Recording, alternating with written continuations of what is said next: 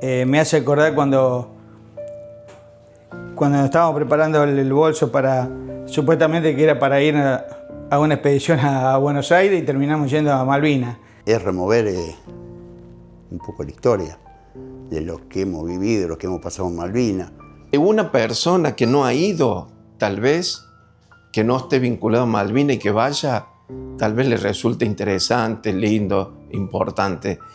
De mi parte, creo que ahora que voy a acompañar más que todo con Víctor, que es con el que estuvimos todos los días allá, me parece que va a ser algo muy emotivo. Cuando fuimos en el 82, preparamos todo y íbamos para hacer intrusión allá en Malvinas. No es que estábamos preparados para ir a una guerra, a mí no me dijeron que íbamos a una guerra, íbamos para hacer la intrusión final. Pero bueno, cuando caímos allá nos enteramos que íbamos a estar en una guerra y bueno, ¿quién iba a pensar que con 18 años íbamos a estar en una guerra? Nunca. Era todo una incertidumbre porque hasta el último momento, antes de subir al avión, no sabía, del 2 de abril no sabía a dónde nos íbamos.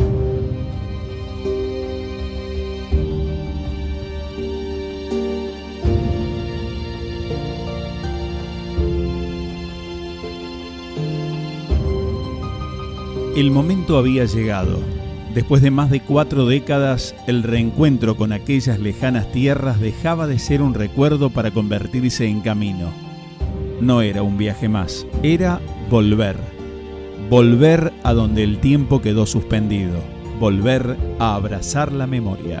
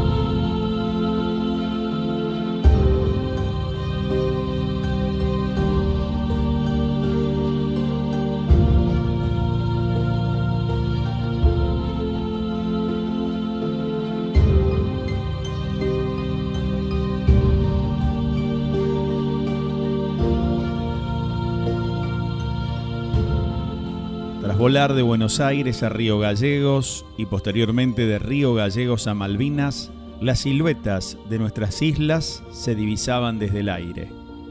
Siempre recordando el año 1982, cuando la historia latió con fuerza en el sur argentino. Aquel 2 de abril, la Argentina había iniciado la recuperación de las Islas Malvinas, movilizando a más de 23.000 hombres entre el ejército, la armada y la fuerza aérea. Tras el arribo, Matías, uno de nuestros guías, nos llevaría hacia uno de los lugares claves de aquel enfrentamiento, San Carlos. Hoy, una bahía cerrada, rodeada de suaves colinas cubiertas de pastizales. Parece un lugar sereno, pero el 21 de mayo de 1982 fue escenario de uno de los desembarcos anfibios más grandes desde la Segunda Guerra Mundial. 4.000 soldados británicos aquel día comenzaron a pisar suelo malvinense bajo un intenso operativo aeronaval. Durante esos días, varias embarcaciones británicas fueron hundidas o gravemente dañadas. El estrecho fue apodado por la prensa internacional como el Callejón de las Bombas por la intensidad de los combates. Durante los ataques aéreos contra la flota británica en San Carlos, murieron alrededor de 22 aviadores argentinos en esos días de intensos combates. Varios aviones fueron derribados por misiles y artillería antiaérea británica. 23 personas se contabilizaron entre las bajas británicas, principalmente en el hundimiento de buques, como así también en el ataque a fragatas y destructores. En una ladera cercana a la bahía, un pequeño cementerio militar británico mira el mar. Allí descansan soldados que cayeron durante el desembarco y los primeros combates. Hoy, el viento sopla igual que en 1982.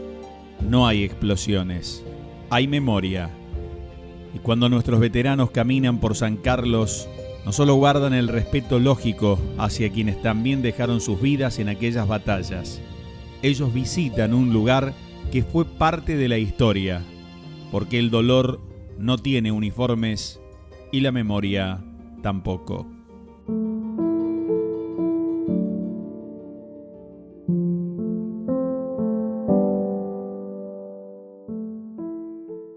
De San Carlos partimos hacia Darwin.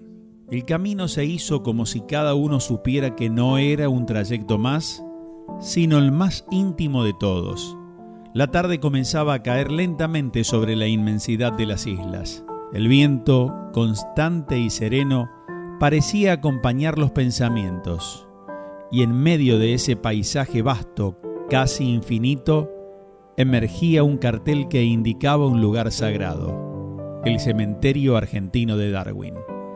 Allí descansan 237 soldados argentinos que dieron su vida en 1982.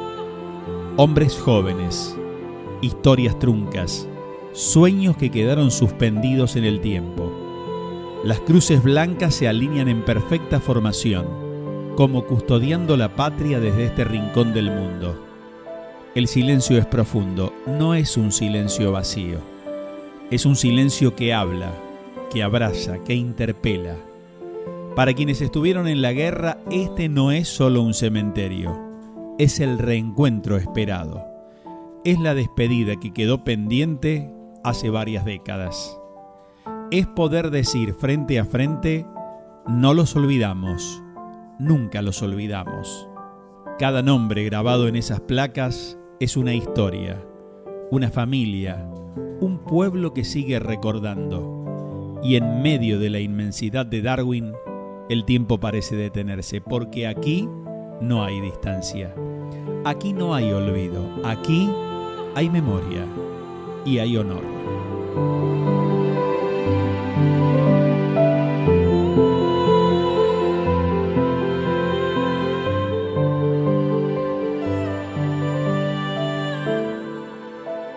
Estar en las tumbas de nuestros compañeros es gratificante, doloroso, triste, pero nosotros sabemos que lo hicieron en defensa de nuestra soberanía. Nosotros estamos orgullosos por ellos y es por eso que nosotros también somos el nexo de ellos con nuestra sociedad, principalmente con nuestros jóvenes, y le queremos transmitir a ellos el valor que tuvieron y bueno, saber que se enfrentaron a una de las grandes potencias del mundo. Para mí estar acá es lo máximo. Es la etapa que me faltaba cerrar en mi vida. Y que despegó el avión, que vengo llorando. Esperar este momento, venir a ver mis camaradas que dieron la vida por la patria. Que esto no hay palabras que digan lo que quieran, pero esto es lo más grande que hay. Son nuestros hermanos. Mirá lo que es todo esto. Es duro estar acá en el cementerio y ver los compañeros, alguien que conocido, y saber que estos dieron su vida por la Argentina, por nosotros, por el país, por la patria. Y esto es lo que nos falta. Nos faltaba cuando terminó la guerra de despedirlo. Pero bueno, hoy, gracias a Belén, gracias a la empresa Gen Viajero por cumplir que este es un sueño, que no hay plata en el mundo que valga. Y esto queda para la eternidad de mi vida. Haber esperado tanto para venir con Víctor, que compartimos los 74 días, y estamos los dos de nuevo acá, no encontrás palabras. La emoción es muy fuerte.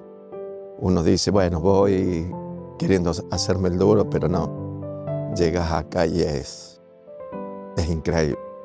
El momento esperado era de venir acá al cementerio y rendir un homenaje a todos estos chicos que se hicieron hombres en poco tiempo y tuvieron que, con su mala suerte, dejar su vida acá. Ellos son los custodios de nuestras islas. Esto Esto que sepan valorar, que lo lleven en el corazón. Cada nombre, cada chico que hay acá. Tenía 18 años. Puta madre, lo mandaron a una guerra. No teníamos idea de nada. Yo lo puedo contar, lo puedo vivir. Ellos no, pobrecito.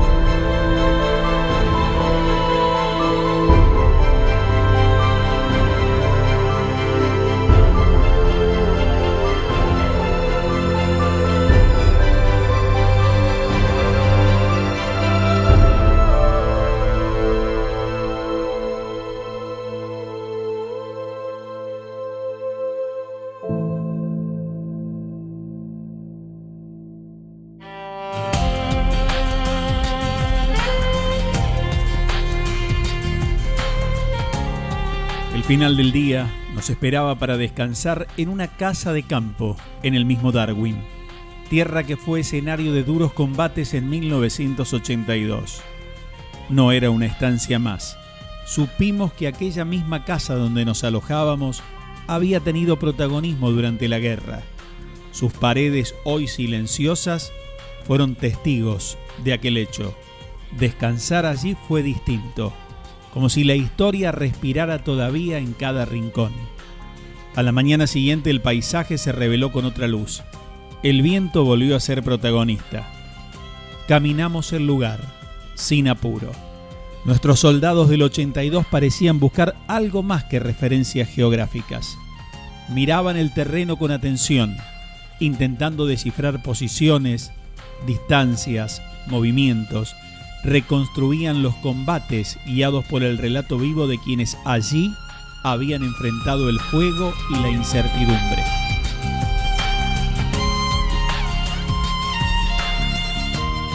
Tras el paso por Darwin, el camino nos llevó hacia Pradera del Ganso, un pequeño asentamiento rural que en 1982 fue escenario de la primera gran batalla terrestre de la guerra. Hoy, Pradera del Ganso es un caserío tranquilo, un asentamiento de viviendas netamente dedicado a la explotación ovina. La oveja es el eje de la economía en el lugar. Galpones de esquila, alambrados interminables y campos abiertos al viento definen el paisaje del lugar. Entre el 28 y el 29 de mayo de 1982, este lugar fue escenario de enfrentamientos intensos entre fuerzas argentinas y británicas. Fue una batalla larga, con pérdidas en ambos bandos y con numerosos soldados argentinos que terminaron prisioneros tras la rendición. En la actualidad, un pequeño museo conserva en el lugar diferentes objetos hallados en la zona. Cascos, restos de munición, elementos personales que quedaron esparcidos tras los combates. Son piezas silenciosas que narran lo que ocurrió cuando el campo dejó de ser campo y se convirtió en trinchera.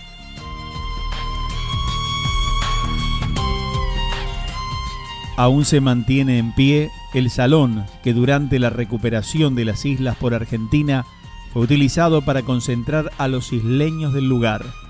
La decisión había respondido a una lógica de control militar en contexto de guerra, evitar comunicaciones con fuerzas británicas y mantener bajo vigilancia a la población civil en una zona estratégica. Hoy ese edificio restaurado es el lugar de encuentro de quienes residen en este sector de Malvinas.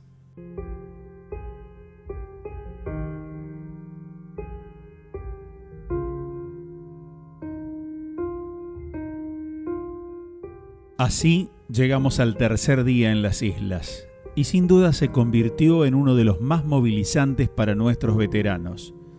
Visitamos el aeropuerto, ese punto exacto donde para muchos todo comenzó. Allí llegaron algunos aquel 2 de abril de 1982, en las primeras horas de la recuperación de las islas. Otros lo hicieron días después, cuando el conflicto ya estaba en marcha y el destino echado. pero para todos ese fue el primer contacto con este territorio reclamado por la Argentina y al que fueron enviados a defender. Hoy el aeropuerto luce distinto. Ya no es más el aeropuerto principal. Son aviones civiles los que allí despegan y aterrizan. El viento otra vez, como único testigo, porque este aeropuerto no solo fue una terminal aérea, fue un umbral entre la vida conocida y lo desconocido, entre la instrucción y la guerra, entre la juventud y la experiencia que los marcaría para siempre. Acá fue el 2 de abril cuando bajamos por la parte de atrás de la torre de control. Fuimos caminando hacia el pueblo. Fueron los primeros 2 Hércules que aterrizaron, fueron los nuestros.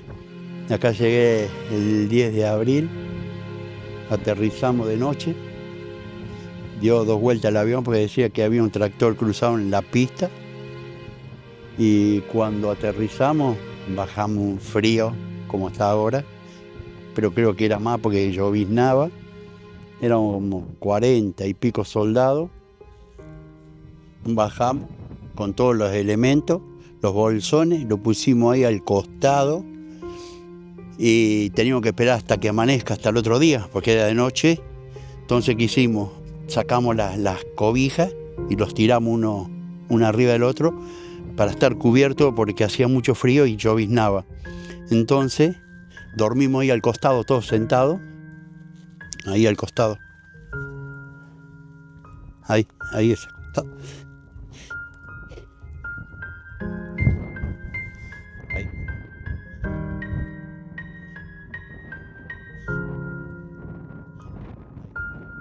Ahí los sentamos todos, sacamos las cobijas, los tiramos porque lloviznaba y hacía mucho frío, y a la mañana salimos caminando.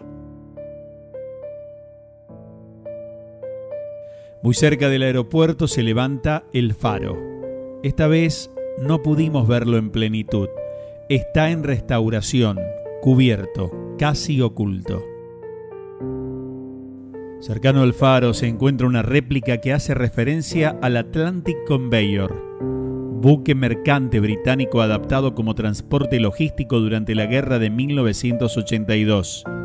El 25 de mayo de ese año fue alcanzado por misiles Exocet lanzados por la aviación argentina. El ataque provocó su hundimiento y la pérdida de helicópteros y material clave para las fuerzas británicas, además de la muerte de 12 tripulantes. Pero el momento más fuerte del día llegaría minutos después. En esa misma zona, tras transportarnos en vehículo, llegó la búsqueda de las posiciones. No era una visita, era volver al punto exacto donde todo había ocurrido. Víctor, Ricardo y Gerardo caminaron casi instintivamente hacia donde habían estado, como si el cuerpo recordara lo que la memoria a veces intenta suavizar. El tiempo ha ido borrando las marcas visibles. Las trincheras ya no están. El viento y las estaciones hicieron su trabajo, pero la geografía permanece intacta. Y esa geografía habla. Las ondulaciones del suelo, la distancia a la pista, la orientación del viento y los cráteres que dejaron las bombas aún perceptibles en el terreno fueron referencia inconfundible. Señales mudas que ayudaron a reconstruir el pasado. No había planos, no había mapas en mano, había memoria y huellas. No encuentro explicación. La verdad que llegamos a la zona donde estuvimos nosotros. Lamentablemente no pudimos encontrar la posición, pero sé que estuvimos acá. Ya con eso me voy muy feliz, tranquilo, que es lo más importante. Y bueno, como digo yo, el campo es la gloria.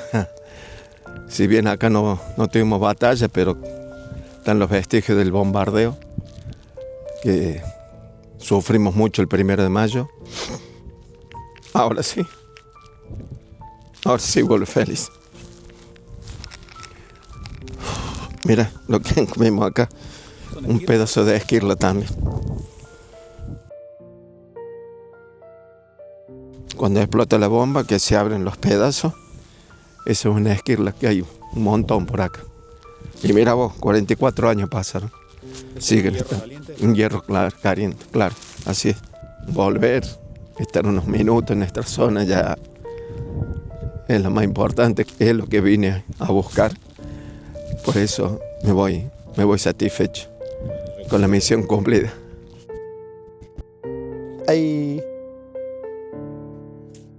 Esto es cable de teléfono. Para mí es cable de teléfono. Aquí hay una parte que está enterrada por el largo que tiene esto. Menciona que hay un pozo de bomba ahí y el otro para el otro lado. Puede que sea acá. Ellos han removido mucho. Y por donde tengo la base del aeropuerto, yo me la jugaría que esto. Acá. Por el largo que es esto acá. Acá tenemos la posición para dormir. Para mí esta posición, Gabriel. Y el reportaje fue acá. Ahí.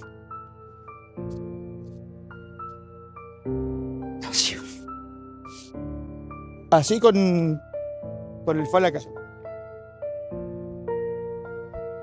yo llevo acá y el Cabo Toledo ahí enfrente. Y Guillén atrás que me esperaba la comida. Así que estaba yo acá. Pero bueno, vamos a simular que era esto. No, Evo está muy errado de esta posición.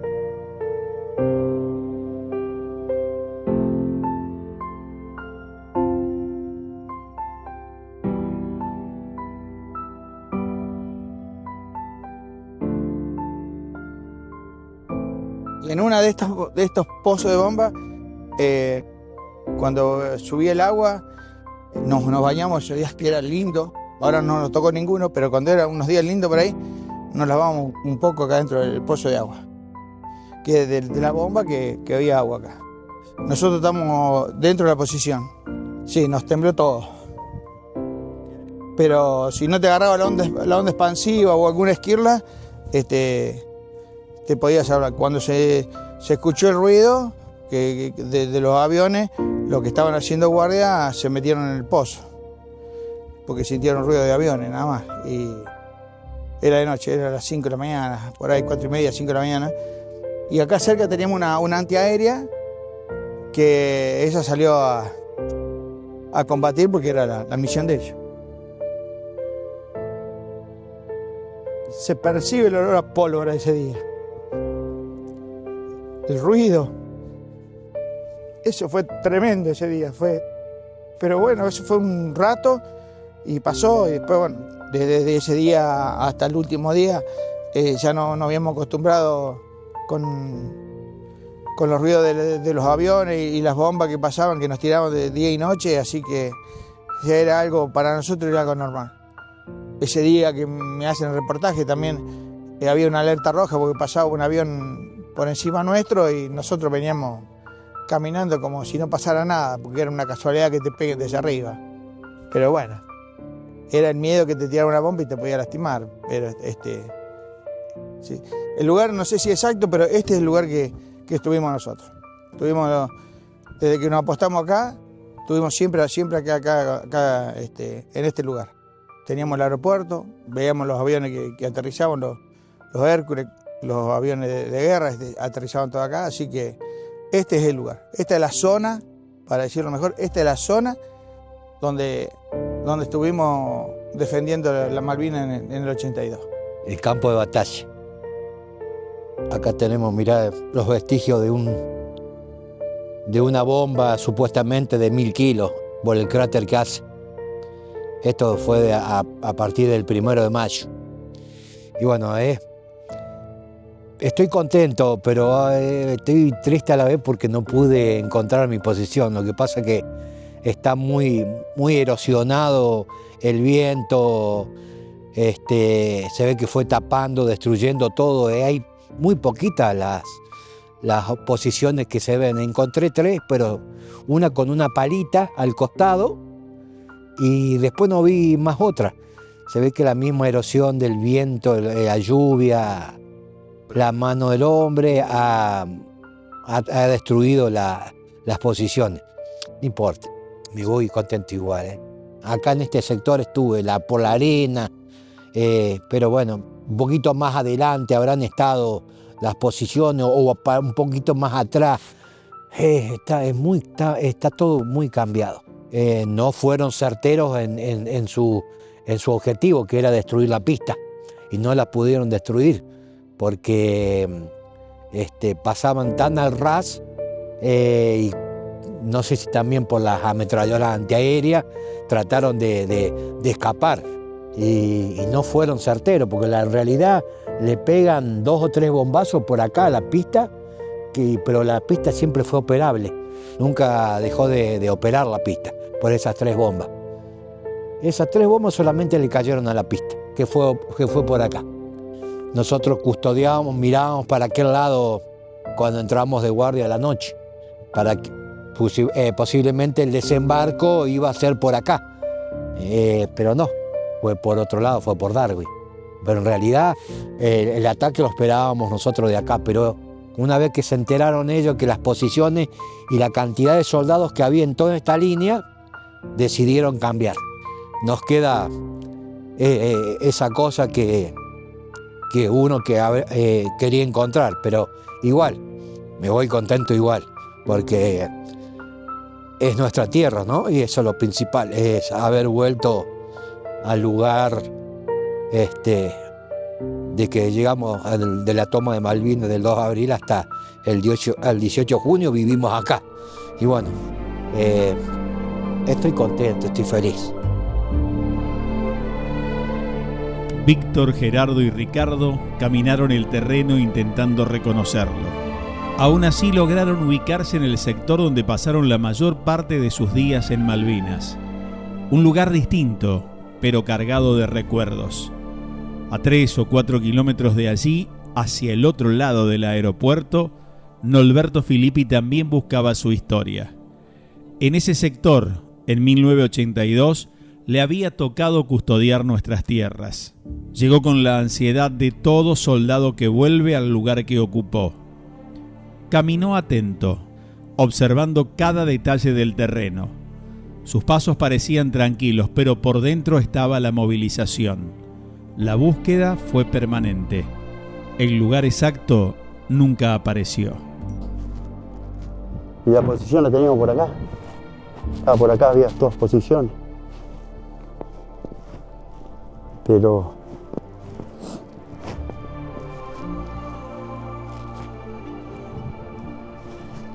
y por acá tiene que estar la posición. Cuánto recuerdo triste. Pero bueno, lo sabemos llevar para adelante. No nos queda otra, la vida continúa. Hemos pasado cosas tristes, con frío, hambre. Y lo más lindo de todo esto es que decir una guerra, que vos pases frío, hambre, está bien, pero no el maltrato que hubo.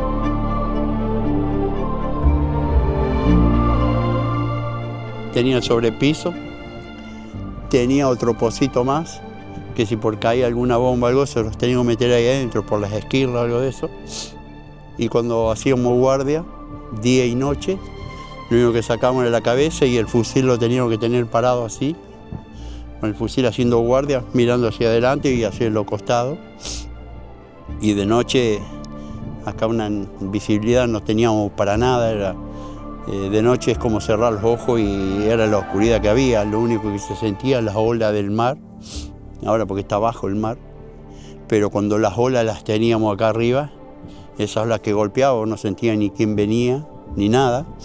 Entonces se venía el oficial o suboficial recorriendo posiciones, vos sentías los pasos, se sentía, entonces vos tenías que gritarle, alto quien vive, él se paraba, nosotros le decíamos 3 pasos más, 3 pasos caminaba, y yo le decía una contraseña, que toda la noche eran contraseñas distintas, ponerle que decía salta y él tenía que decir rana.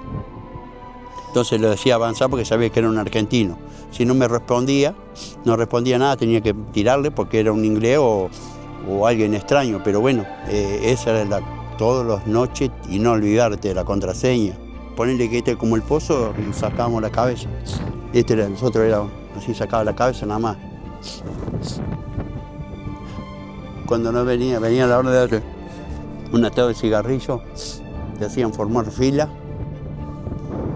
y venía, te decía, esto para vos, lo abrían, te decían aspire y vos aspirabas porque tenías unas ganas de fumar, pensaba en tu familia. No, pensaba en tus viejos, en tu hermano.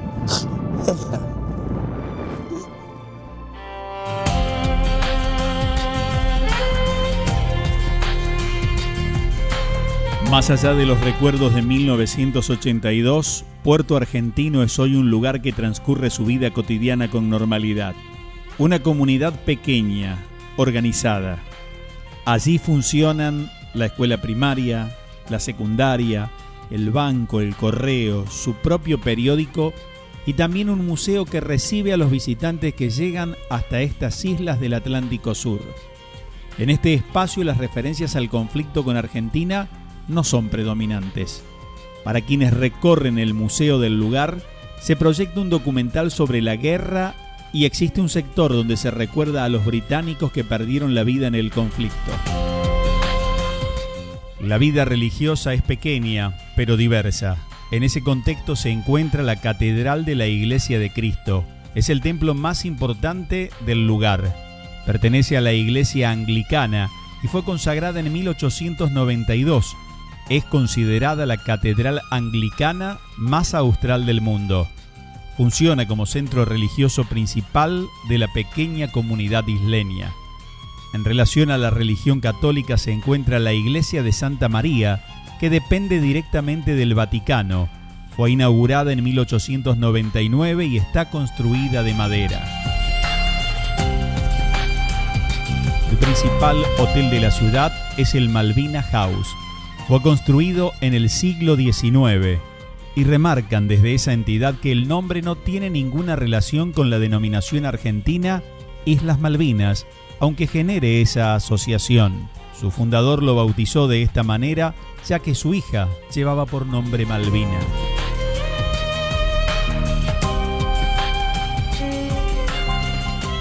La vida en Malvinas tiene, además, un protagonista inevitable: el clima. Aquí suele decirse que en un solo día pueden convivir las 4 estaciones.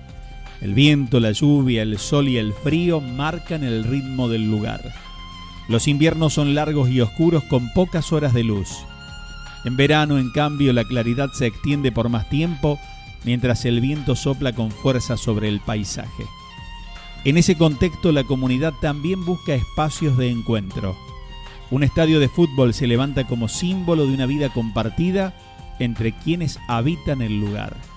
Para entender cómo se vive en este rincón del Atlántico Sur, Matías y Renato, guías de Gen Viajero, nos contaron cómo está organizado el lugar y qué significa habitar estas tierras. ¿Cómo es vivir en las islas? Un lugar súper tranquilo, seguro, un lugar agradable, es una comunidad pequeña, se vive bien. Bien familiar. Es particular, la verdad. Tiene un poquito de todo. Hay que entender que vivir lejos de casa, lejos del continente, lejos de la familia es un tema importante. Las horas de luz en invierno son una cuestión bien escasa también, la falta de luz solar.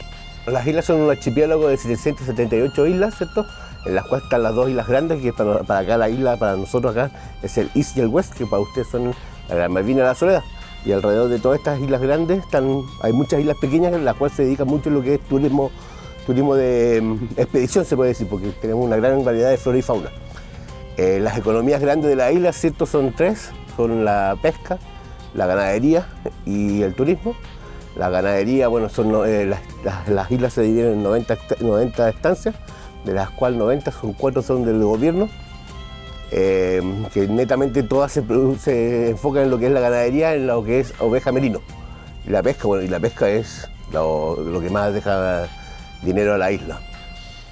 El clima es desafiante. Las 4 estaciones las puedes experimentar con viento, con granizo. Es muy Patagonia, la verdad, lo podría definir así. El viento es una condición constante, limitante a veces. El frío en invierno es bastante duro, sobre todo porque El viento nos hace sentir todo, que se congela todo. Pero las casas están todas bien acondicionadas en calefacción central, entonces no se percibe dentro de las casas, sí afuera. El verano es cortito, el verano se siente corto en la temporada de noviembre, diciembre, es cuando no es verano per se, pero se siente esa calma estival donde todo florece y está bastante agradable. Pero en general son muy poquitos los meses de calor. Orden, limpieza, respeto de la autoridad también.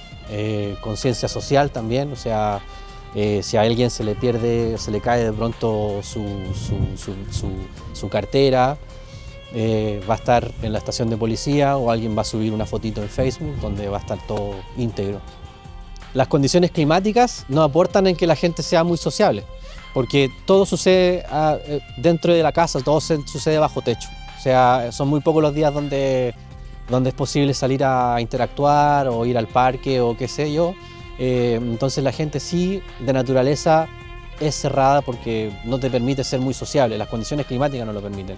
Y después tenemos la multiculturalidad, que tenemos colonias chilenas, tenemos colonias filipinas, tenemos colonias de sudafricanos, africanos, que cada uno hace lo suyo y muy pocas veces hay una conexión donde nos juntamos todos como comunidad isleña a hacer algo en común. O sea, existen esas motivaciones, existen esas iniciativas, pero son puntuales durante el año. Todos los bares cierran a las 11 y los fines de semana 11:30.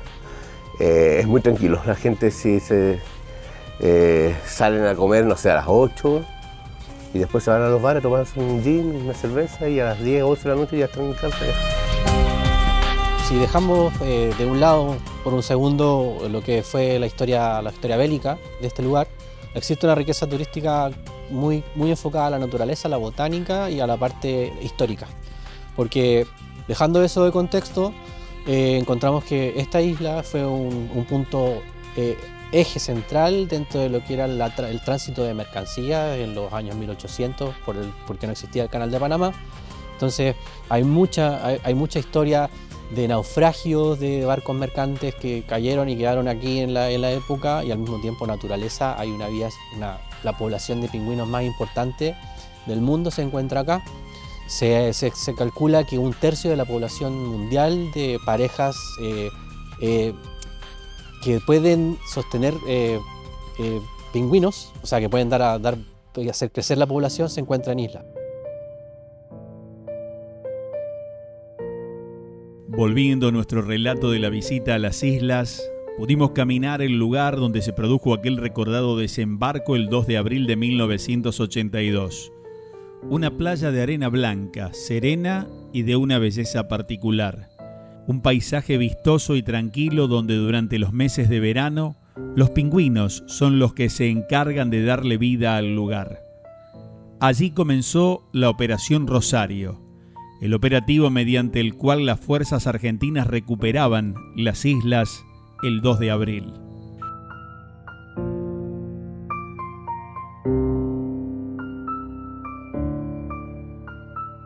El paso por Malvinas también nos llevó a Bahía Agradable, ubicada al sur de Puerto Argentino en una zona costera amplia y relativamente abierta.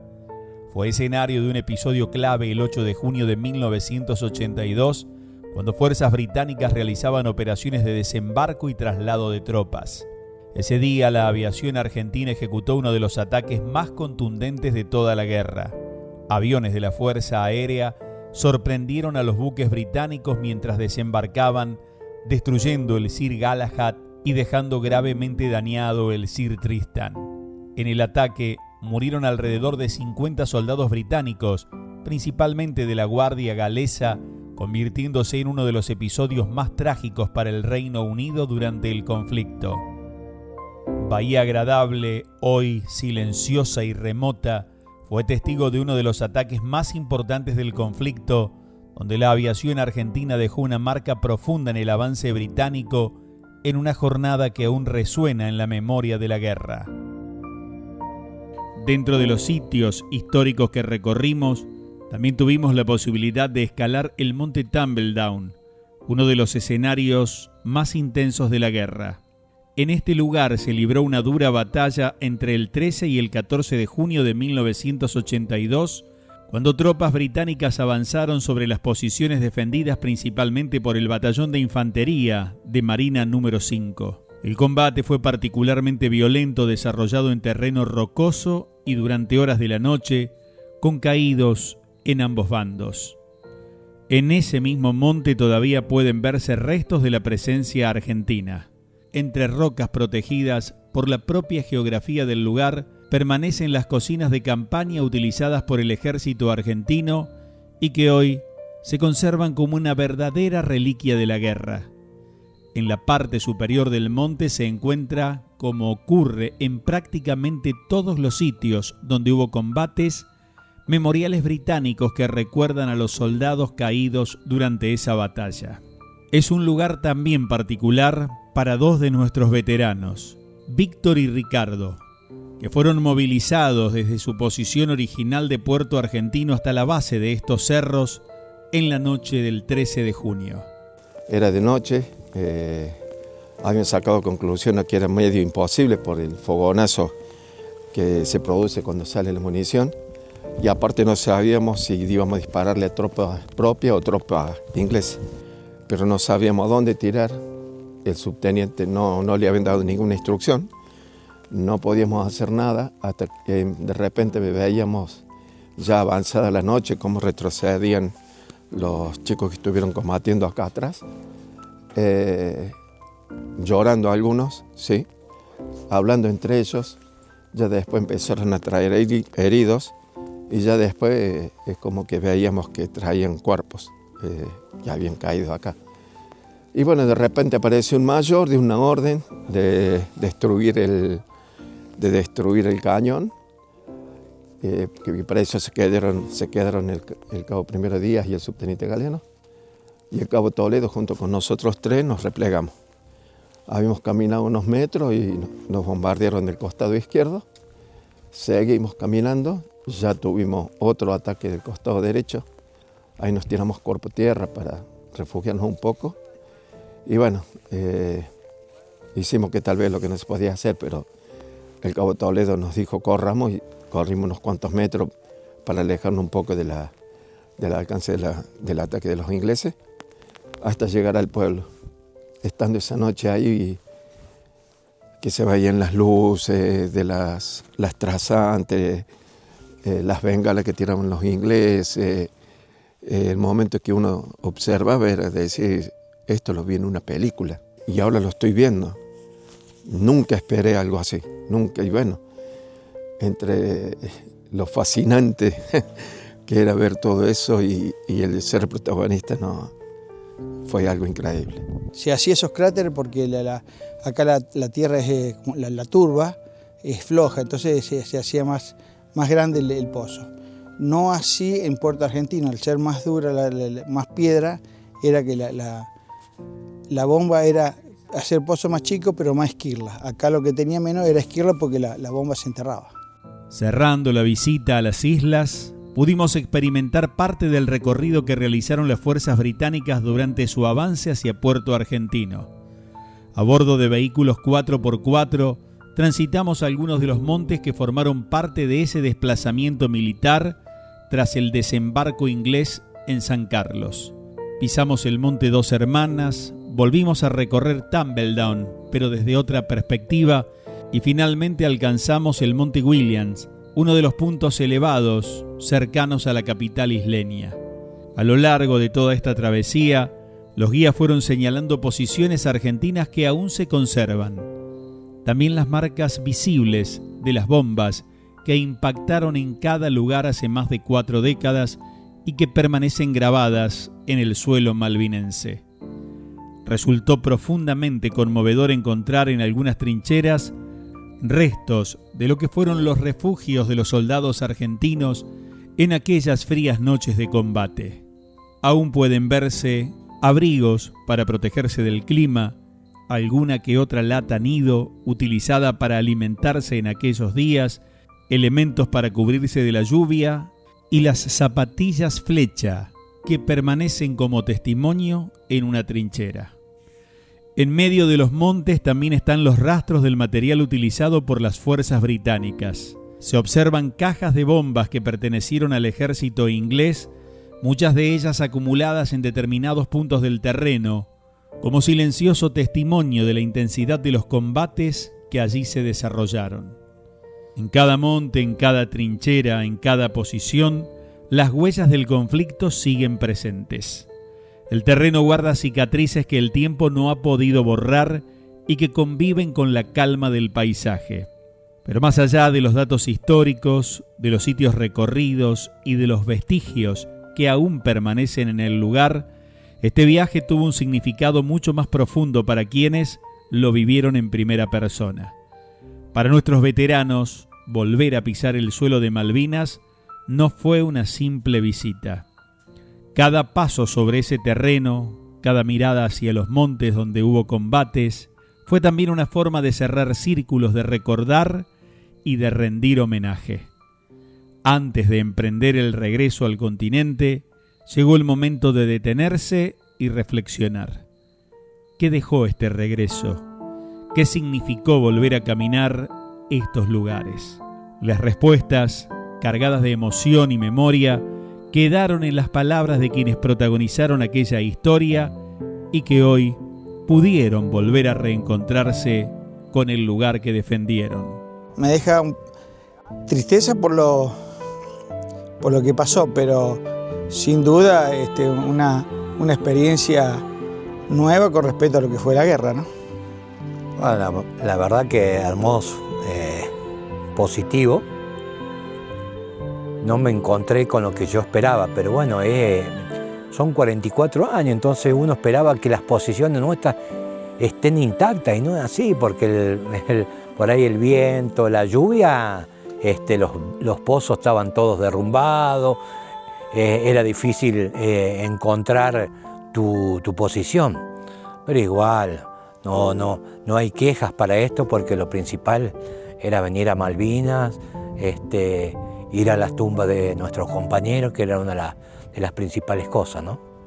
Volviendo a recorrer todo el campo de batalla, hablando con los chicos, lo que se hizo bien, lo que se hizo mal, pensar lo que vivieron nuestros chicos en estos sectores, más allá de la angustia, también un sentir orgulloso, ¿no? Porque, como todos dicen, que éramos jóvenes por la edad, de esto y que lo otro, que siempre se puso en tela de juicio, pero yo creo que cuando se tiene amor a la patria, la edad o lo que sea se deja siempre a un lado y uno se brinda todo.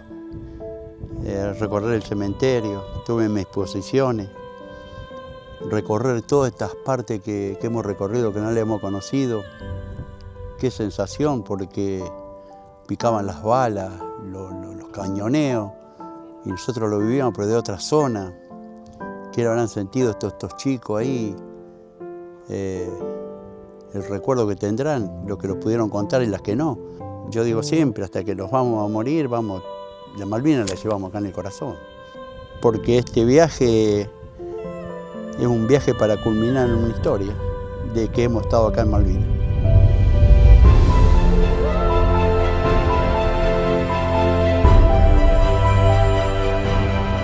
La experiencia fue profundamente conmovedora. Hubo momentos de silencio, de recuerdos intensos y de emociones difíciles de explicar con palabras. Caminar los montes, ver las trincheras, reconocer lugares donde la historia se escribió de manera dramática, removió sentimientos profundos para nuestros veteranos. Pero el viaje también tuvo otro costado. Entre los recuerdos y los homenajes, hubo tiempo para conversar, compartir historias, descubrir detalles que el paso del tiempo ha dejado en el camino y reencontrarse con la historia. No todo fue dolor o nostalgia. Hubo instantes de distensión, de sonrisas, de camaradería, momentos que permitieron disfrutar la experiencia y valorar el privilegio de haber podido regresar a esas tierras. Porque volver a Malvinas no solo significó mirar hacia atrás, también compartir el presente.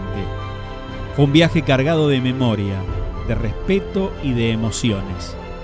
que seguramente quedará guardado para siempre en el corazón de quienes tuvimos la posibilidad de vivirlo.